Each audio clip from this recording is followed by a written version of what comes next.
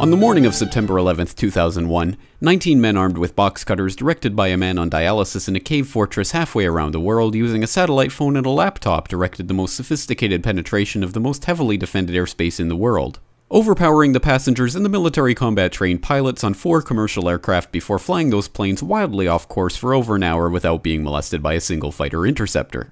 These 19 hijackers, devout religious fundamentalists who like to drink alcohol, snort cocaine, and live with pink-haired strippers, managed to knock down 3 buildings with 2 planes in New York, while in Washington a pilot who couldn't handle a single-engine Cessna was able to fly a 757 in an 8,000-foot descending 270-degree corkscrew turn to come exactly level with the ground, hitting the Pentagon in the budget analyst office where DoD staffers were working on the mystery of the $2.3 trillion that Defense Secretary Donald Rumsfeld had announced missing from the Pentagon's coffers in a press conference the day before, on September 10th, 2001. Luckily, the news anchors knew who did it within minutes. Osama bin Laden. The pundits knew within hours. Osama bin Laden. The administration knew within the day. Terrorists who committed these acts and those who harbored them. And the evidence literally fell into the FBI's lap. That a hijacker's passport was found blocks from the World Trade Center crash site, if you can believe that. But for some reason, a bunch of crazy conspiracy theorists demanded an investigation into the greatest attack on American soil in history. That investigation was delayed, underfunded, set up to fail, a conflict of interest, and a cover-up from start to finish. It was based on testimony extracted through torture, the records of which were destroyed.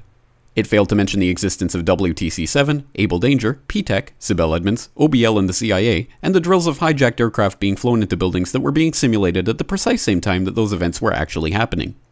It was lied to by the Pentagon, the CIA, the Bush administration, and as for Bush and Cheney, well, no one knows what they told it because they testified in secret, off the record, not under oath, and behind closed doors. It didn't bother to look at who funded the attacks because that question is ultimately of little practical significance. Still, the 9/11 Commission did brilliantly answering all of the questions the public had, except most of the victims' family members' questions, and pinned blame on all the people responsible, although no one so much as lost their job, determining the attacks were failure of imagination. Because Nobody in our government, at least, and I don't think the prior government that could envision flying airplanes into buildings. Except the Pentagon, FEMA, NORAD, and the NRO.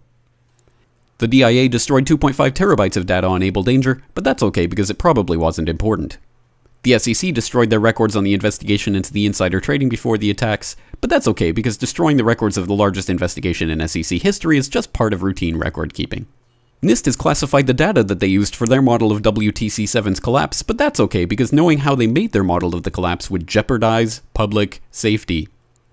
The FBI has argued that all material related to their investigation of 9/11 should be kept secret from the public, but that's okay because the FBI probably has nothing to hide. This man never existed, nor is anything he had to say worthy of your attention, and if you say otherwise, you are a paranoid conspiracy theorist and deserve to be shunned by all of humanity. Likewise him, and her. And her, and him. Osama bin Laden lived in a cave fortress in the hills of Afghanistan, but somehow got away. Then he was hiding out in Tora Bora, but somehow got away. Then he lived in Abbottabad for years, taunting the most comprehensive intelligence dragnet employing the most sophisticated technology in the history of the world for a decade, releasing video after video with complete impunity and getting younger and younger as he did so, before finally being found in a daring SEAL team raid which wasn't recorded on video, in which he didn't resist or use his wife as a human shield, and in which these crack special forces operatives panicked and killed this unarmed man, supposedly the best source of intelligence about those dastardly terrorists on the entire planet. Then they dumped his body in the ocean before telling anyone about it. Then a couple dozen of that team's members died in a helicopter crash in Afghanistan. This is the story of 9/11, brought to you by the media which told you the hard truths about his head could be seen to move violently forward. And they took the babies out of the incubators. And mobile production facilities. And the rescue of Jessica Lynch. If you have any questions about this story, you are a batshit paranoid tinfoil dog-abusing baby hater and will be reviled by everyone. If you love your country and or freedom, happiness, rainbows, rock and roll, puppy dogs, apple pie, and your grandma, you will never ever express doubts about any part of this story to anyone. Ever. This has been a public service announcement by the Friends of the FBI, CIA, NSA, DIA, SEC, MSM, White House, NIST, and the 9/11 Commission. Because ignorance is strength.